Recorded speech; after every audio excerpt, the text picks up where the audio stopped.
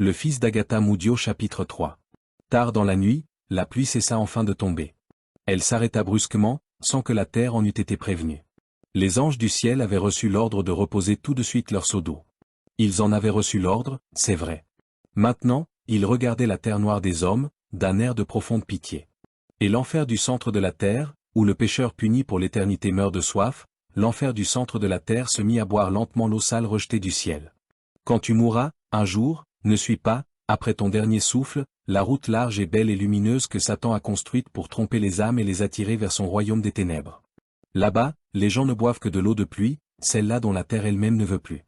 Quand tu partiras dans l'au-delà, suis le chemin modeste et tranquille et qui ne paie pas de mine et qui conduira ton âme vers le salut. J'étais allongé sur mon lit de bambou longtemps après le départ d'Agatha, et mon imagination vagabondait du côté du ciel et de l'enfer.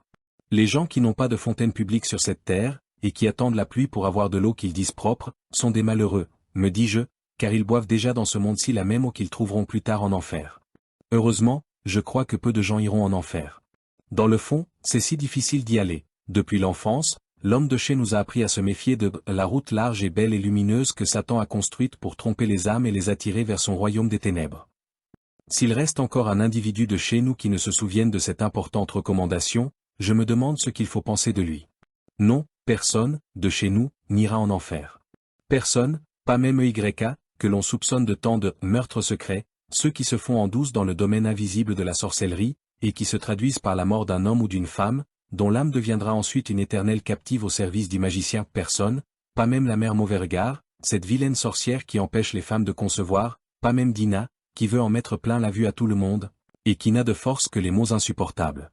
Sortis de sa bouche de diablesse. Dina. Ce qu'elle fit à Andalé ce matin-là, je voulais vous le raconter tout à l'heure, mais Agatha m'avait interrompu. Andalé arriva à la fontaine publique avec un énorme récipient en émail blanc, qu'elle posa sans crier gare sur le seau de la mère Mauvais-Regard. Il y a des femmes comme ça, il suffit qu'elles se soient levées du pied gauche un matin pour qu'elles se croient permis de puiser de l'eau quand ce n'est pas encore leur tour. Mais, contrairement à ce que l'on pourrait croire, ce ne fut pas la mère Mauvais-Regard elle-même qui intervint. Elle se contenta de marquer son étonnement en battant des mains, 2 fois, à la manière des femmes de chez nous.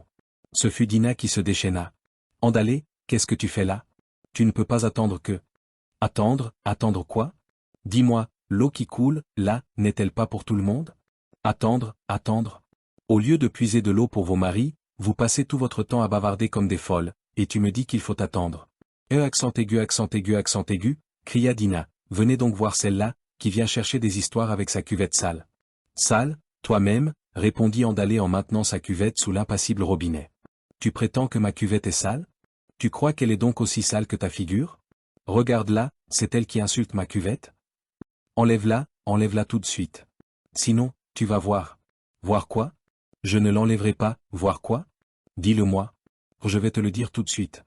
Viens voir, quittons la fontaine, juste pour un petit moment, nous allons avoir une petite explication entre femmes qui se sentent fortes. Viens là. Les femmes de chez nous n'ont pas le sens d'une défense commune. Au lieu de lutter toutes contre l'impudence d'Andalé, les voilà qui se mettent courageusement à considérer que l'affaire qui se déroule sous leurs yeux ne les regarde pas. Aussitôt, elles forment un attroupement autour des 2 femmes. Spectacle gratuit pour tout le monde. Puisque tu es, toi aussi, une femme de ce village-ci, répéta Dina, pour rappeler à tout le monde qu'elle était, elle-même, une femme de notre village, ce que nous ne savions que trop, croyez-moi, viens donc dans la rue montrer à tout le monde ce que tu vaux. Je ne viendrai pas, dit Andalé. Je ne viendrai pas. Mon mari m'attend. Il a besoin de cette eau, je ne suis pas une femme insouciante comme toi. Là-dessus, les autres femmes se mirent à huer Andalé, et à lui dire qu'elles ne savaient pas encore qu'il exista dans notre village une créature aussi faible qu'elle. Toutes se moquèrent d'Andalé, mais elle continua de puiser l'eau sans se soucier de leurs moqueries. Puis, une fois la cuvette remplie, Andalé la posa sur sa tête et se disposa à s'en aller. Mais au moment où elle allait quitter l'endroit, le coup de la dernière seconde, naturellement, arriva, Dina lui fit un léger croc-en-jambe, et Andalé se retrouva par terre, sa cuvette d'eau renversée et sa robe complètement mouillée. Quelle douche inattendue! Ce n'était pas tout. Dina aussitôt sauta sur elle et se mit à lui asséner des coups, tout en lui disant qu'elle n'avait pas le droit de pousser l'orgueil jusqu'à puiser de l'eau quand son tour à elle n'était pas encore venu. Ce n'était pas parce qu'Andalé avait un mari travaillant de temps en temps à la ville, qu'elle devait se prendre elle-même pour la reine de notre village. D'ailleurs, qu'était-ce donc qu'un mari travaillant à la ville? Valait-il mieux que les autres hommes de chez nous? D'autant que personne n'avait encore jamais découvert ce que ce fameux mari avait comme emploi à la ville, et qu'il n'y allait pas régulièrement. Et son mari à elle, Dina, n'était-il pas un homme, lui aussi? Ne lui avait-il pas acheté un parapluie du genre que personne n'allait plus jamais trouver dans les magasins, parce qu'il n'y en avait que ce seul exemplaire au monde? Comme si notre village avait absolument désiré posséder un deuxième exemplaire du même parapluie. Les autres femmes criaient, encourageant Dina à frapper plus fort, et exhortant Andalé à se manifester un peu plus. Elle essaya de se manifester, de se défendre, et ce fut là le début de la catastrophe. Dina se fit un plaisir de lui déchirer sa robe, puis elle s'attaqua à je ne sais plus quel dessous. Lorsqu'enfin Andalé parvint à se relever, elle offrit un spectacle de nu pour le moins inhabituel dans notre village. Quelle histoire! Ce fut encore la mère Mauvais-Regard qui lui prêta un petit pagne pour la préservation des bonnes mœurs. La nouvelle parcourut tout doigt là, vraiment, cela m'étonne qu'elle ne soit pas arrivée jusqu'à vous point mais le lendemain, lorsque les esprits se furent apaisés, Dina vint voir Andalé, et lui apporta des amitiés et des regrets sous la forme de mangue-mûre. Rien de tout cela, hélas, ne réussit à réparer l'irréparable honte d'Andalé, ce matin où elle était allée, en bonne épouse, puiser de l'eau pour son mari, à la borne fontaine de notre village. Non, avait dit Agatha Moudio, nous n'avons pas besoin de ce genre d'appareil qui amène la discorde parmi nous. C'est vrai que notre village eût très bien pu, lui aussi, se passer de cette bagarre matinale. Je m'endormis, et rêvai de pêche en haute mer. À mon réveil, le lendemain matin, je trouvai ma véranda inondée de soleil, comme s'il n'avait pas plu depuis des mois. Quelle saison, pensai-je. Il pleut à verse aujourd'hui, et demain, c'est le plus brillant été que l'on retrouve. Et pourtant, que n'était-il pas tombé du ciel la veille? Je vis ma Médie qui revenait de la fontaine publique. « Bonjour », lui criai-je, « es-tu bien sorti, ce matin? Comment vas-tu ma ?» Elle eut une manière curieuse de me répondre qu'elle était bien sortie, et que tout allait bien. J'eus l'impression désagréable que ma mère ne m'aimait pas beaucoup ce matin-là. Vous savez comment elle est, une de ces personnes qui ne font aucun effort pour dissimuler leurs sentiments et qui, d'un geste ou d'une seule syllabe, vous font comprendre que les choses ne vont pas comme elles devraient aller. Et ce matin-là, les choses, précisément, n'allaient pas comme ma Médie l'aurait souhaité, et pour cause. À la borne fontaine, la mère Mauvais-Regard était en train de raconter à qui voulait bien entendre tout ce qu'elle savait des derniers événements du village. Et naturellement, à la une de son journal parlé matinal, il y avait la scandaleuse visite que la veille Agatha m'avait rendue avec la tranquille assurance de n'avoir été vue par personne. Quand je vous disais que la mère Mauvais-Regard, cette ignoble sorcière, avait des antennes partout. Aussi ma Médie était-elle furieuse contre moi, ce qui se conçoit bien après les conseils qu'auparavant elle m'a donnés au sujet d'Agatha, cet enfant terrible de la région. Lorsque ma mère m'appela pour le petit déjeuner, ce matin-là, j'étais loin de me montrer fier.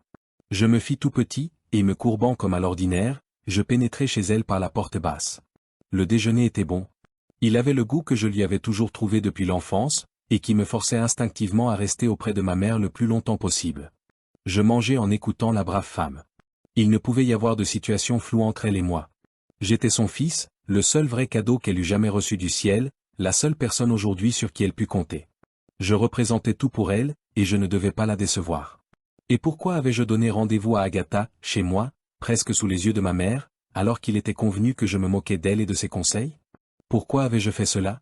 L'avais-je fait exprès, pour lui faire savoir que malgré elle, ma mère, j'allais épouser cette fille de mauvaise vie?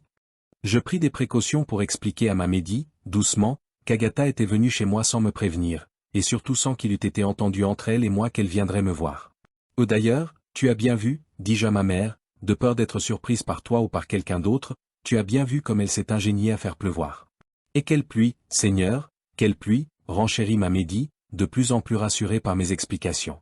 Je te dis que cette sorte de fille ferait tout pour t'avoir. Il faut que tu fasses bien attention, fils. Tu sais que tu as une fiancée que ton père t'a laissée en mourant. Les morts n'ont pas le droit de rouvrir les yeux, sinon. Là-dessus, ma mère croisa le majeur et l'index de sa main gauche. Un acte indécent de ma part ouvrirait les yeux de mon père dormant dans sa tombe, et troublerait la paix de son sommeil éternel.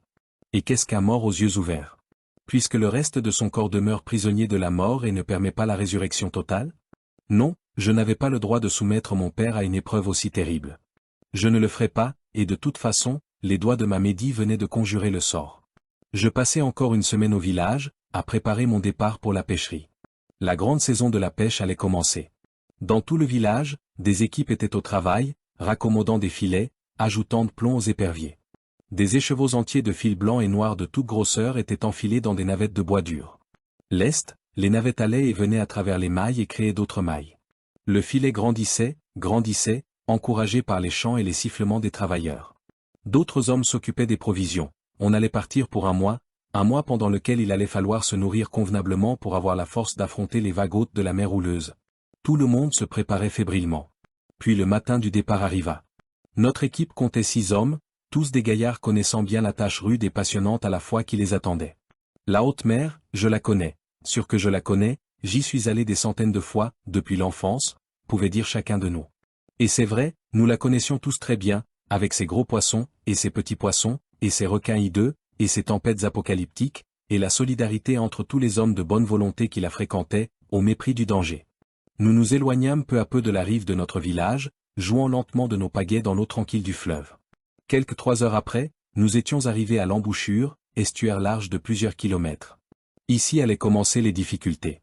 Devant nous, la vaste étendue sans fin d'eau salée offrait le spectacle indescriptible du néant de l'homme. La mer, calme en ce moment, était couverte de l'argent gris du ciel nuageux. Elle n'était jamais bleue à cet endroit, en aucune période de l'année. Dans le fond, peu nous importait la couleur des flots. Ce qui comptait pour nous, c'était ce que les flots contenaient en fait de poissons. Une mer grise ou bleue n'a de valeur que si elle contient beaucoup de poissons. Et celle-ci avait du poisson pour tous les habitants de Douala, et bien plus encore. Le ciel ou non pas cette partie de l'univers qui s'offre gracieusement à notre vue quotidienne ou le vrai ciel, l'invisible de l'au-delà, nous avait donné une mer terrible aux poissons de toutes sortes. J'étais plongé dans ces réflexions inopportunes étant donné l'heure et l'endroit, lorsque mon cousin Ekeke, qui était de notre équipe, me décocha soudain. C'est donc vrai, la loi, ce que j'ai appris ce matin? Que as-tu appris? Oui, dis-nous que tu n'es pas au courant, toi que la chose concerne du début à la fin. Les femmes en parlaient ce matin à la fontaine publique. Si tu ne nous dis pas la vérité, toi-même, qui veux-tu donc qui nous la dise? Veux-tu nous préparer une surprise? Eh bien, elle est ratée, car je te dis que les femmes en parlaient ce matin à la fontaine publique. Ce n'est plus un secret pour personne. Mais, dis-moi, de quoi veux-tu parler? De quoi? De quoi? Reprirent les autres en riant aux éclats. Ils laissèrent un moment leur pagaie tomber à l'eau, et flotter librement à quelques mètres de la pirogue. Et ils riaient, et ils riaient. Je ramai vigoureusement vers les pagaies, les rassemblai, les ramassai et les rentrai dans l'embarcation. Je ne comprenais pas de quoi ils parlaient, ni de quoi ils riaient, mais le plus fort, c'est qu'ils étaient persuadés, de leur côté, que je faisais l'innocent à propos d'une nouvelle qui me regardait de près. J'insistai, suppliant mes compagnons de me dire de quoi ils retournaient. Je pris ma mine grave des grandes occasions, et ils comprirent alors que je ne plaisantais pas. Et croyez-moi, mon étonnement fut grand, lorsque j'appris enfin ce qui m'attendait. Ce que disaient les femmes à la borne fontaine, ce matin, me révéla Ekeke, ce qu'elles disaient, c'est que tu vas te marier dès notre retour de la pêche. Me marier? Je voudrais bien voir ça, dès notre retour de la pêche. Et avec qui donc? Oh, sûrement pas avec Agatha Moudio, répondit mon cousin. Et les autres partirent d'un éclat de rire, si fort et si bien maintenu, qu'il finit par me porter sur les nerfs. Si vous ne voulez pas me dire ce que vous avez appris, cela vous regarde, c'est votre droit de me cacher ce que vous voulez me cacher. Mais je vous assure que ça va mal tourner si vous continuez à rire de moi comme vous êtes en train de le faire. Après tout, si je dois me marier, je me demande ce que cela a de si drôle, même si je ne suis pas, moi-même, au courant de mes propres affaires. On sait bien ce qui nous amuse, que tu ne sois pas au courant, toi-même et que la nouvelle soit déjà dans toutes les bouches du village, me dirent-ils. En veux-tu savoir? Me demanda Ekeke. Je vais te l'annoncer, mais attention, c'est bien parce que c'est toi, sinon je ne te révélerai rien du tout. Écoute-moi bien, tu vas épouser, dans un mois, oh, c'est tout qui me tient depuis 2 jours, le menteur, il ne toussait pas depuis 2 jours, c'était simplement pour me tuer d'impatience. Mon frère, tu vas épouser une fille, jolie, il est vrai, mais tout de même assez gamine. Entre nous, tu aurais pu attendre qu'elle grandisse un peu, ne crois-tu pas? Bien entendu, je compris tout de suite, il s'agissait de Fanny, la fille de Tanga. Mais mon cousin, qui n'était pas au courant du testament de mon père, ne savait pas que cette fille m'avait été destinée, bien avant que son père eût choisi la femme qui la mettrait au monde. Pour Ekeke, donc, la chose paraissait toute nouvelle. Mes 4 autres compagnons aussi l'avaient ignoré, jusqu'à ce matin où l'information était devenue officielle, à la borne fontaine du village. Aussi vous expliquez-vous qu'ils aient eu cette réaction en apprenant la nouvelle. Fanny était encore trop petite pour se marier. N'avais-je pas réagi de la même façon, moi aussi, lors de ma conversation avec Mamedi? Nous parlâmes encore longtemps de tout cela à bord, tandis que chacun, ayant repris sa pagaie, ramait dans l'eau grise et encore calme de l'estuaire du Wouri. Puis l'idée me vint de savoir si l'on n'avait pas dit autre chose ce matin-là, à propos de mon prochain mariage. Rien d'autre, répondit Mbaka le Petit. On l'appelait ainsi pour le distinguer du chef Mbaka, qu'on nommait Mbaka le Grand, ou tout simplement Mbaka. Rien d'autre, répondit Mbaka le Petit. Mais lorsque ma femme m'a raconté ce matin tout ce dont nous venons de parler, elle n'a pas manqué de relever le trait essentiel de toute l'affaire. Ah, frère Laloy, tu es un cachotier. Nous sommes tes frères et tes compagnons depuis des années, et tu nous caches tout, comment veux-tu que nous t'aidions à prendre femme si tu nous tiens hors de tes secrets? Si tu ne nous demandes pas, toi-même, de t'aider, encore quelque chose que j'ignorais totalement. Je m'évertuais à leur faire croire que je ne comprenais pas, là non plus, de quoi il s'agissait maintenant, ce fut en vain. Ils me prièrent de croire qu'ils allaient garder le secret de ce qui allait arriver, de ce qu'on allait faire. Car il s'agissait, cette fois-ci, d'un vrai secret, dont on n'avait même pas parlé à la fontaine publique, bien que tous les événements passés, présents ou à venir de notre village y tinssent généralement l'affiche tous les matins. Et vous n'allez donc pas me mettre au courant? Demandai-je sans espoir. Non, pas question de te dire quoi que ce soit, mais c'est promis, nous t'aiderons, le moment venu, me répondirent-ils.